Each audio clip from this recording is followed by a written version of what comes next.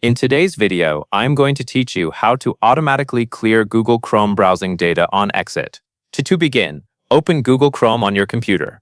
Once Chrome is open, look to the top right corner of the browser window. You will see the three vertical dots which open the main Chrome menu. Click those dots, and from the menu that appears, select Settings. When the Settings page opens, look over to the left-hand sidebar. Find and click Privacy and Security. This section contains the controls related to your browsing data, website permissions, and other privacy features. Next, click on Cookies and other site data.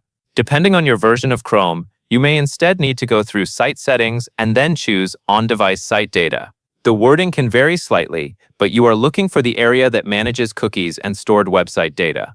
Once you are in the right section, look for the option labeled Clear Cookies and Site Data when you close all windows. When you find it, toggle the switch to the on position. After that, the setting is enabled, and Chrome will automatically clear that stored site data each time you close every Chrome window.